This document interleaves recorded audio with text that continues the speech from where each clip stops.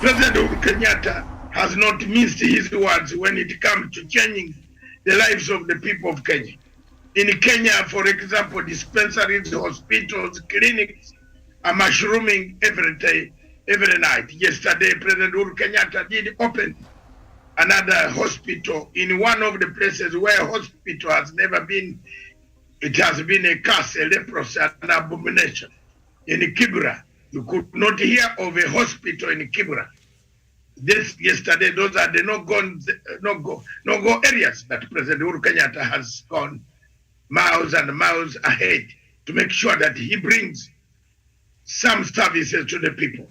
If you go to Nairobi at the moment, the whole of Nairobi is under construction. Literally speaking, the big roads, the flyovers, across the country, several flyovers, several good roads are coming up. It means he's preparing for the legacy, preparing for the future of Kenya. Miriam, that is the topic of the day.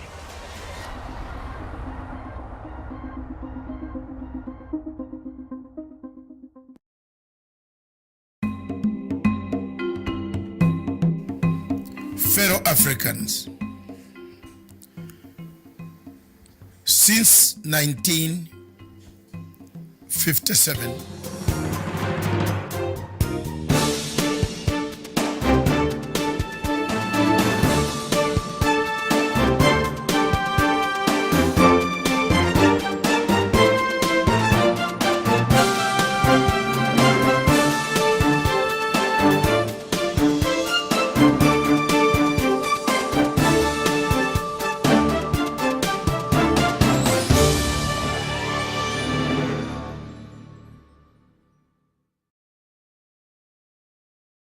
Afternoon, viewers. Thank you very much for watching Punchline Africa Television, broadcasting all the way from the Republic of East Africa in East Africa in Africa.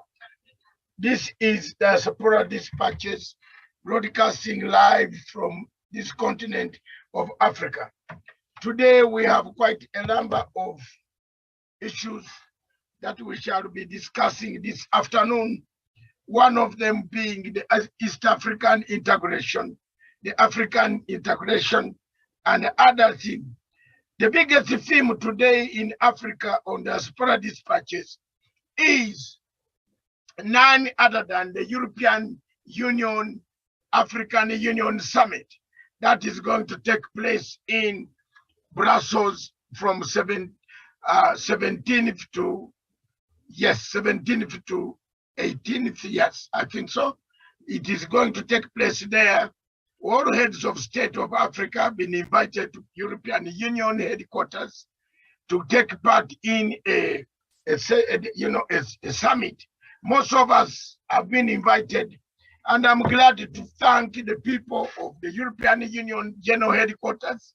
I want to thank Baroness Ashton, the former Secretary, Foreign Affairs envoy for European Union, the British Commonwealth Office, and other headquarters of the European Union for having allowed some of us to take part in the summit virtually from wherever we shall be on the continent of Africa. What is the aim of the summit? What is it going to bring to Africa? Are African leaders going to this summit for just a rehearsal, lip service, rhetoric, talking and talking? Let's see one video here that can bring us our memory. Are we problems of ourselves? Why do we go to the European Union? We are so marketable. We are very marketable. We can actually market ourselves without going to the European Union. We are the people who can actually be the real people of Africa. We can be able to silence anything that can happen to Africa. We can be able to negotiate our terms. How many African countries have signed the treaty for exports, imports, what the regulations of what Europe wants? East African community, for example, has been in delay. Also in the DIASPORA Dispatches this afternoon, I'll look at the Congo the Democratic Republic of Congo interests in the East African community? Is President Museveni going to extend these virtues across the region of the Equatorial Africa to make it workable, to make Africa work such that the whole region is full of that? This is the Diaspora Dispatches from Punchline Africa Television, from the outside broadcasting station, the only African online station that has got outside broadcasting studios. We can broadcast from anywhere. Right now, we are on our way heading to Namanga near the border with Tanzania, where we shall be broadcasting tomorrow our latest events. Thank you very much. Let's tune to this video and let's see how Africa has suffered. Video, if the studio is ready. African leaders, where you meet there at summits, whatever you call them, what do you discuss to improve the economy of Africa? Not your country, no, Africa as a whole. What impact do you have where you go to these meetings? Me, sometimes I wonder, you people meet almost every year, you are all over the gathering. If it wasn't for Corona to stop you from wasting people's money, you would have been out by this time. Eh? If you are not putting your country in debt, it's corruption. What is wrong with African leaders? Eh? Apart from them gaining weight and having tummies, the rest is history. They can't say what they have done for the people. They've got nothing to show for, believe me you.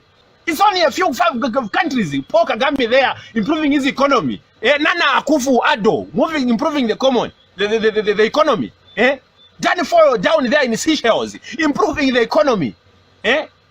What has your leader done that they can show for and say, no, me, I did this and improved people's lives? If you have any dream of any African politician, you will die of hunger in that dream. Wake up. I'm telling you, I mean, for who? African politician in your dream. No. Pray hard that you don't have such a dream. It's a hunger. It's actually a sign of poverty, dreaming of an African leader. Even when you just dream of him passing, please pray. It's hard. Africa, when Jehovah comes, we will just be put aside and be told, no, I think you guys were in hell already. You saved your time here. Just go to the garden of heaven. You saved your time here. You were in hell already. Trust me. Let me tell you something. Stop complaining about why minerals are not being used to its maximum in Africa. We are the richest African continent on the planet with minerals. All this nonsense oil, we have everything. Put someone in charge that knows how to handle people. I'm telling you. I mean, for who? Take Julius Malema. Let people who are coming from outside to come and buy these minerals. Let them negotiate with Julius Malema. Trust me, you know what I'm talking about. You think it's going to be easy to buy minerals with Julius Malema in charge of all the minerals in Africa to take them out? Then you get someone like Paul Kagame. Let him be the last person to sign minerals out. You will see this Africa to improve. Believe me, you. Don't think of getting any other leaders from any other country who will be doomed. Trust me, because you know your leaders are a laughing stock. They are corrupt people. They are hungry people. Their stomachs are ever hungry. Water in the head.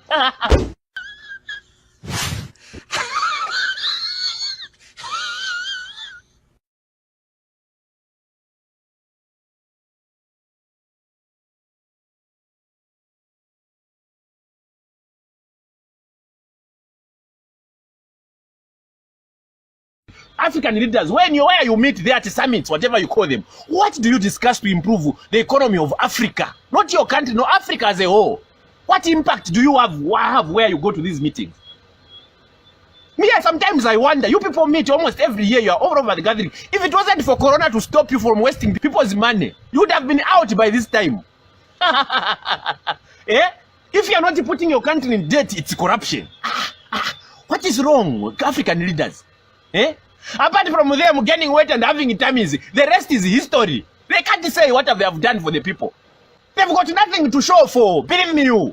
It's only a few countries, Paul Kagame there, improving his economy. Nana Akufo-Addo, improving the economy. Danny Foyle down there in Seychelles, improving the economy. What has your leader done that they can show for and say, no, me, I did this and improved people's lives? If you have any dream of any African politician, you will die of hunger in that dream. Wake up. I'm telling you, I mean, what for? For who? African politician in your dream.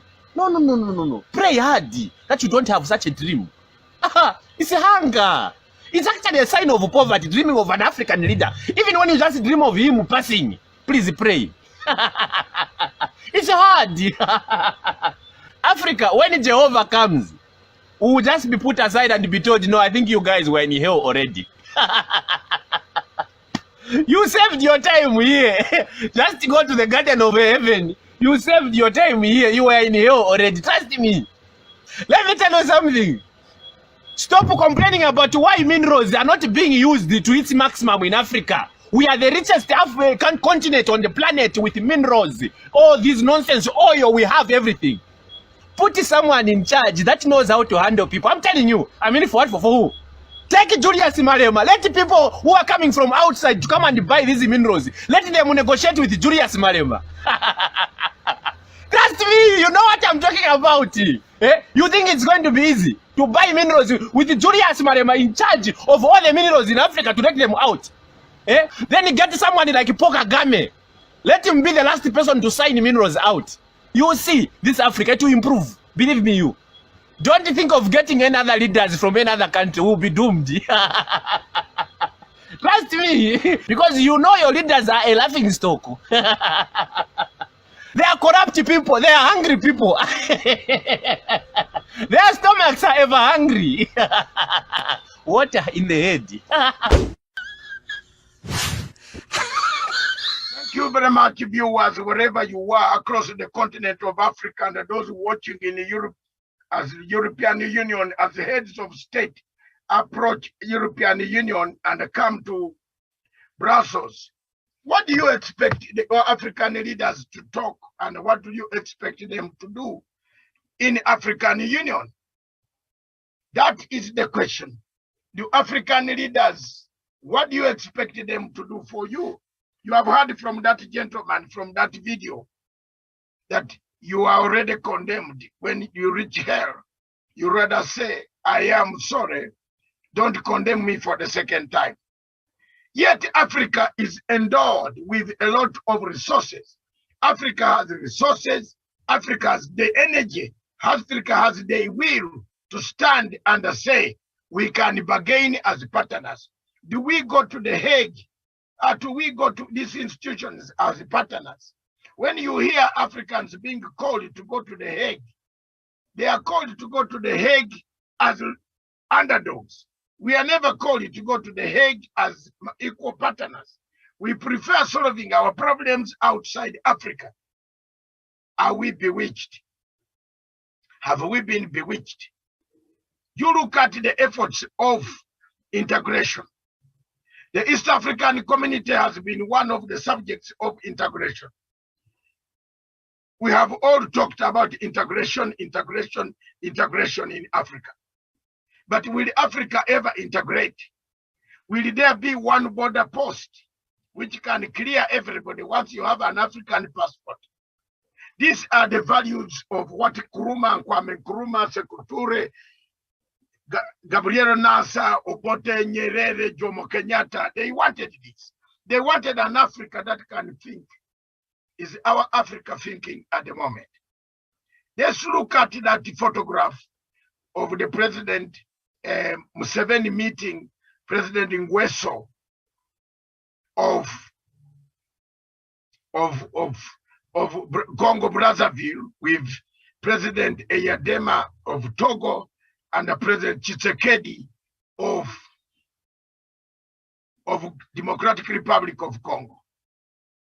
Is Democratic Republic of Congo going to benefit from the entry, or will the East African community benefit from the entry of Democratic Republic of Congo? We have seen the examples of Rwanda, for example, of South Sudan. When we argued whether to agree or admit South Sudan in the new East African partnership, what difficulties have they carried and brought on the community? Has the community worked better with East African community away or what? What then can Africa do? Let's look at the prospects of Africa. Is Africa moving forward? What will they gain from the European Union summit? What will they gain? Who wants to find out? Is it a conference used by people to find out more what we can sell and not sell, and then come back and say, oh no, we have a problem? What can we do to change things in Africa? That is the struggle that we have as Africans. Let's look at another clip which is coming. Meanwhile, you can play another clip of conflict in Africa, why we have lost, why anything from Africa studio.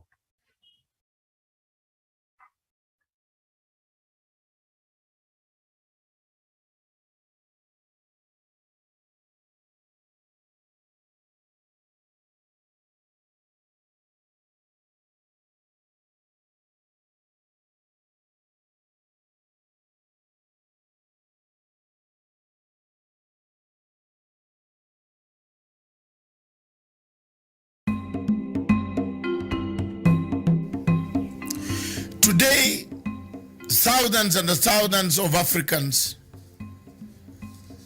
and many countries in Africa have conflicts.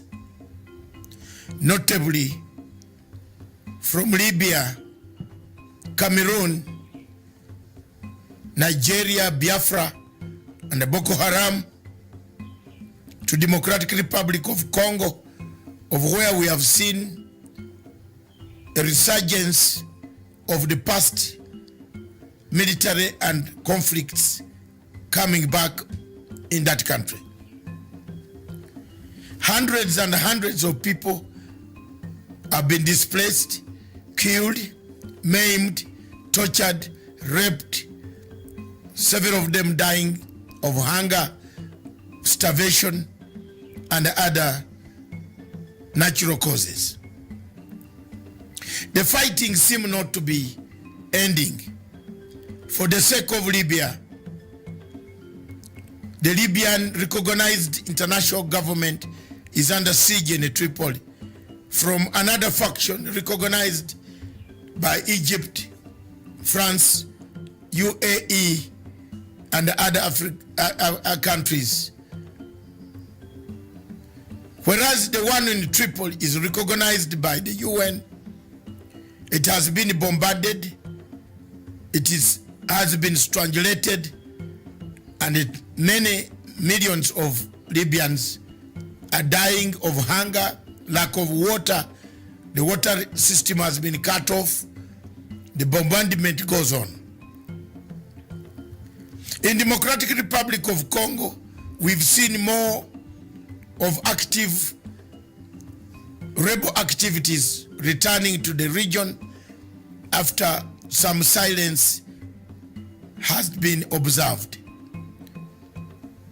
When we come to Cameroon, we see millions and millions of Amazonians slaughtered. Yet, when you come to Biafra, again millions and hundreds of millions and millions are worried, displaced, tortured by the Buhari regime. Yet again in the north, we see Boko Haram killing, maiming, abducting, and burning down villages in the same Nigeria. When you cross over to Central African Republic, the same is the history that has littered Africa. While all these events are taking shape, Africa is silent. Africa is not making enough efforts to find a solution to what is causing the problems in Libya, in DRC, in Cameroon, in Nigeria, Biafra, and now you add in Khartoum, Sudan. As people die, the people of Africa have no answers have no solutions. There is nothing to endear to bring an end to the conflicts that have killed Africa. We seem to be new ones manufactured, old ones reignited, encouragement coming from external powers. One power that has been seen in the shadows of all these conflicts, especially the one of Libya that has escalated in the Sahara region of Africa, is France. When you come to Democratic Republic of Congo, the same country is in the shadows. The war can be seen is France. When you come to Cameroon, in Amazonia, the one behind that has the key to bringing peace is France. Therefore, our question as Africans, why are we silent? Why are we not saying enough is enough of the wars? Thank you.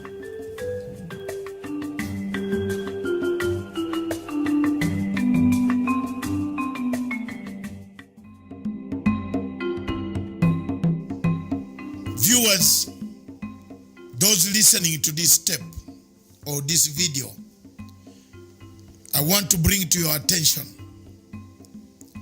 that the politics of proxy wars in Africa is becoming real, and it has become a reality. I want to bring to this the attention of the African states that time and time again we have fallen victims of proxy wars. We fight wars that are not ours. We fall in conflicts that are not supposed to be, don't help Africa, and they don't help our countries at all. The proxy war that is in East and Central and the Horn of Africa has been ignited, supported, equipped by France. It has been very real that the French government, quietly through its company called Total Oil, has been searching for resources around the triangle of East and Central Africa and the Great Lakes region and the Horn of Africa. The LAPSET was one of them, which could have been a landmark project for the people of France. They withdrew from it. The Tanga to Mwanza, they made it, they withdrew from it. The search for oil and resources through Total Oil has brought us the dangers of a proxy war in the region. It is therefore very prudent for people of the region to understand the dynamics that we are going through. For example, in Rwanda and the Burundi conflict, there is a proxy war. We are fighting a proxy country. It has brought us to a war between the two countries, between Uganda and Rwanda and Burundi. There is a proxy war in Congo who is sponsoring a resurgence of rebels that are fighting President Tshisekedi because he was not supported by countries that we know very well. This type of strategy has happened in North Africa, where Libya has been reduced to rebels, where each faction, even the government supported by United Nations, is being bombarded by a rebel called Khalifa Haftar, who is funded by countries that we know. The question of Somalia and the Kenyan maritime presents a challenge, a test case for Africa and East Africa to stand firm and denounce the actions of countries that bring proxy wars and proxy politics in our region. It is therefore my humble submission that for this conflict, for this to end, we must do enough publicity, advocacy around the area to tell and explain to the international community why this problem is going to create an imbalance in the peace in the region, and the regional peace will be affected. It is therefore my humble submission that as a Ugandan whose troops, brothers and sisters, mothers and fathers of other many millions Ugandans who are in Somalia, condemn any action by the Somali government to try to resolve issues that should have been resolved amicably as Africans within the African confines. I submit, therefore, that some of us will go a mile further to do now, from now onwards, to expose, to show the challenges of these countries that make us fight a proxy war in Africa. Thank you very much for listening.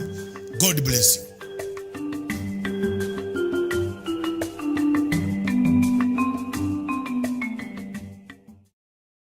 Thank you very much.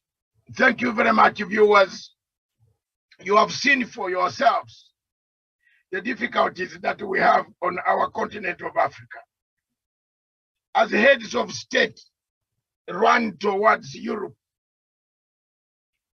as heads of state run towards Europe to go and meet the European partners, what do you think they can tell the people of Europe? What are our priorities on the African continent? Is it to solve the conflicts? Do we have enough resources to resolve the conflicts without involving the European Union? Of course, the answer will always come to no. We don't have resources. Africa has resources. African Union has resources, but the people misuse the resources. The people in Africa are the problem. The leadership in Africa is the problem. African leaders, the rate of poverty, people come and take our resources to the diaspora, then we forget it. We are now going to Europe to beg the same people who have taken money from us. Is Africa bewitched? Let's look at another clip. If you are ready, you give me the signal and I continue to speak. Another context of what you see on Africa. And I want you to follow me, those who are following me. Seriously, those are the obstacles that are killing Africa today. Those are the challenges that we have in Africa today. I don't know whether you are hearing me now. Are you hearing me now? Yes, those are the challenges that we see in Africa and receive in Africa, enjoy in Africa, celebrate in Africa, the bad leadership in Africa, the shrinkage of constitutionalism in Africa, military coups in Africa, hunger is in Africa. 60 years we can't drill borehole. There's plenty of water. We have the biggest lakes in Africa, but we don't have the people to drill a canal that can take people to Africa. Is Africa bewitched? Let's put on another video. Let's go. Video.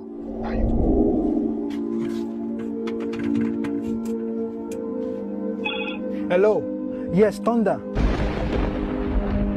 What are you doing, man? You're wasting time. We need you in Africa to fire some of our leaders. Yes, I mean, how can Zambia have one of the largest copper reserves in the world, but 60% of its population still live under poverty and unemployed? You're surprised? I'm surprised too. Listen, copper is used in power generation, building construction, and car manufacturing. But none of these things happens in Zambia. They only extract the copper and take it to other countries. Everything around Butundo belonged to the Swiss mining company, Multi Glencore. And leave Zambians in poverty and pollution. Children suffer the most from this severe environmental pollution. The boy couldn't breathe and had pain in his chest, and he started bleeding from his nose. And that is why we need you now to come and fire our leaders. Thunder, please come and fire some of our African leaders. Yes, we don't have time, man. They are destroying the continent. Please come quickly, please. Nigeria. Africa's largest crude oil producer and the most populous nation with the people of African descent in the whole world does not refine its own oil. Nigeria exports crude oil and imports refined petrol. Listen, this means that Nigeria's crude oil is actively creating employment in other countries while millions of Nigerians are unemployed and living in poverty. It was Nelson Mandela who said that until Nigeria gets its act right, the African continent will continue to suffer. Okay, are you angry because of Nigeria's crude oil? Let me blow your mind. I know many of you like chocolate, but do you know that there are chances that the chocolate you had today came from the cocoa bean in West Africa? Because 70% of the world's cocoa bean comes from the African countries of Ivory Coast, Ghana, Nigeria, and Cameroon. But surprisingly, none of these countries is a top producer of chocolate. But every day we spend billions of dollars to import chocolate. It's the same thing. The way Nigeria's crude oil is being exported is the way we export our cocoa to import refined goods. As these resources keep going out to power other economies, this is how unemployment and poverty keeps growing. The origin of this cashew is illegal land. Now they are taking it to different countries now. We have no machine here, the federal government is not assisting us and the state governments. If we have the machine, all these things could have not gone out. They are taking our resources to the outsiders. So we are losing, we are not making, and it's them that are making. I can go on giving you other examples and talk about other problems, but this video will be too long. So let's talk about the solutions. You see, I'm a big advocate for the people of African descent all over the world to come back to Africa to invest their resources, their expertise, their knowledge and experiences in different sectors of the African economy. But to be honest, if we do not get leadership right, no matter their investments, our growth will be slow and insignificant. And time is a luxury we cannot afford. So the fastest way for us to grow is to fix leadership. And leadership cannot be fixed if we as individuals do not fix our minds. Let me explain. This man you see was a two-term governor of a state in Nigeria. He was sentenced to 12 years in prison for diverting over 8 billion naira of the state funds into a private account. Barely 6 months after his conviction, he managed to get out of jail. Now that sounds bad, but what is worse is this. When he got out of jail, he was welcomed like a hero. This man pleaded guilty for stealing over $250 million when he was the state governor.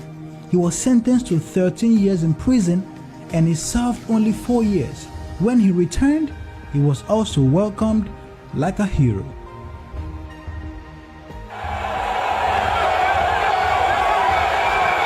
This man right here is the current serving governor of a state. He was caught on camera taking $5 million bribe from a contractor. Even with this evidence, the people still supported him and made him a two-term governor.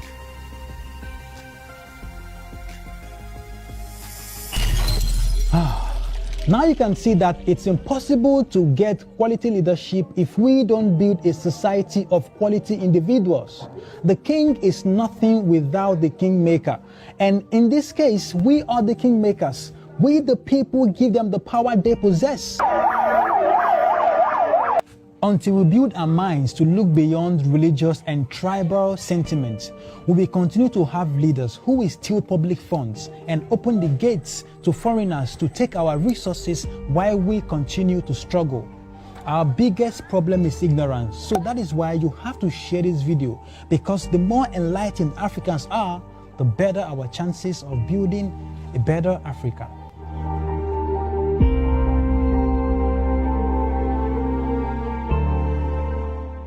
Viewers, Odede Meshak Owino, my friend, you are welcome all the time to be here and to contribute. You only need to log in you have given permission to log in on with our flyer and write down our number, Odede. Write down our number.